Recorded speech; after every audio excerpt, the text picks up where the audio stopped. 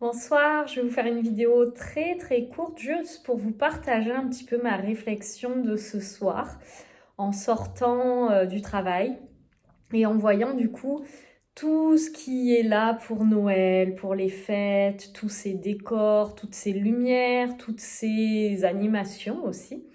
Et du coup, face à ça, il y a eu vraiment comme plusieurs sentiments qui ont pu se mélanger et j'avais envie de vous les partager. La première chose, c'est vraiment que du coup, en cette période-là de fin d'année, avec tous ces moments qui sont censés être des moments de retrouvailles, des moments de famille, des moments où on va passer du temps avec les gens qu'on aime, les gens qui sont importants pour nous,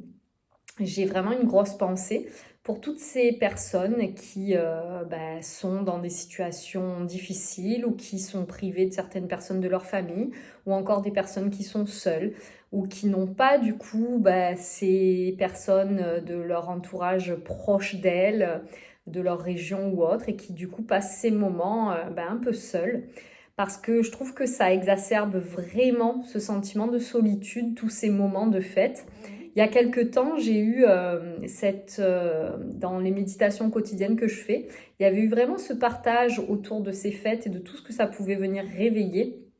chez chacun de nous. Et c'est vrai que j'avais déjà aperçu que c'était des choses qui pouvaient être lourdes pour certaines personnes, mais j'en avais pas pris la mesure. Et je perçois vraiment à quel point ces fêtes sont à la fois mêlées de joie, mêlées de choses qui viennent être réveillées, qui peuvent être douces et belles. Et en même temps, ça vient réveiller aussi beaucoup de choses qui peuvent être traumatiques. Et notamment, ça va venir réveiller quand il y a une personne qui est décédée, quand il y a du coup ces premiers moments où on va vivre ces fêtes sans les personnes, où il va y avoir aussi peut-être ces moments où ça vient réveiller des moments qui ont été douloureux dans la famille, des séparations, des ruptures, des moments de distance, des conflits ou autres. Donc il y a vraiment tout ça qui est intéressant à regarder. Et il y a aussi vraiment, je trouve, cet aspect où on va pouvoir avoir aussi peut-être cette culpabilité si on n'a pas forcément cet élan et qu'on n'est pas forcément touché par ces fêtes, qu'on ne se sent pas dans cet élan de Noël, qu'on n'est pas dans cette vie et dans tout cet émerveillement, peut-être qu'il y a une part de nous qui va être dans cette culpabilité de se dire quand même, je pourrais un peu m'émerveiller, je pourrais un peu me réjouir, je suis vraiment un rabat-joie. Donc il y a plein d'aspects qui se jouent en cette période de fin d'année, je trouve. Et ce que je voulais partager avec vous, c'était ça qui était très intéressant, c'est que en fait,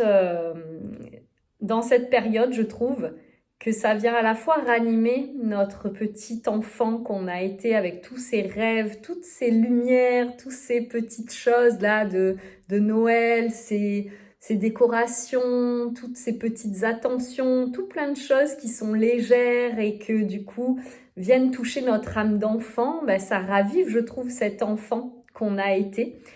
Et en même temps, je trouve que dans cette folie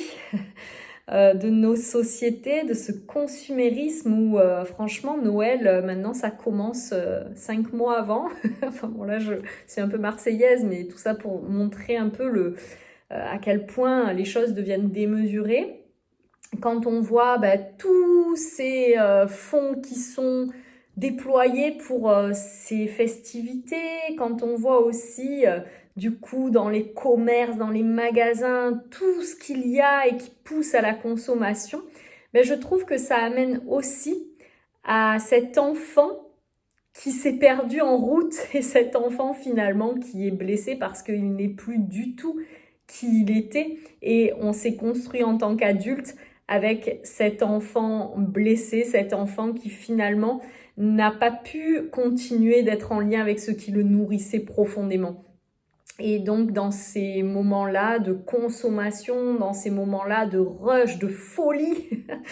humaine, je trouve vraiment que ça amène à voir à quel point on s'est déconnecté de notre essence, à quel point on s'est déconnecté de notre âme d'enfant, de nos rêves d'enfant et de toute cette joie, cette insouciance simple en fait. Et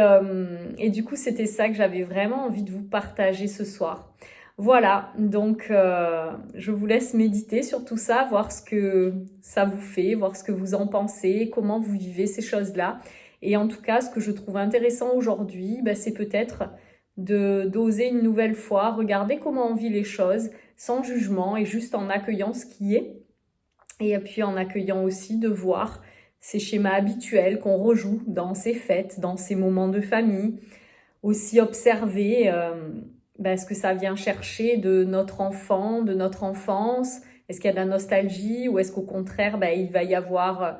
des moments de tristesse, des moments où on va sentir qu'on est différent des autres, où on va se sentir moins bien, où on va sentir peut-être ces inégalités et le fait que certains vont être gâtés, nous non. Enfin, je trouve que ça amène vraiment à cette observation pour pouvoir peu à peu, une nouvelle fois, vivre ces moments-là avec le plus de sérénité possible et en retrouvant le sens de ce qui est important pour nous. Voilà, je vous souhaite à tous et à toutes une très très belle soirée et puis profitez de ces moments de fête tant que c'est ok pour vous et tant que ça vous met en joie et ça vous anime.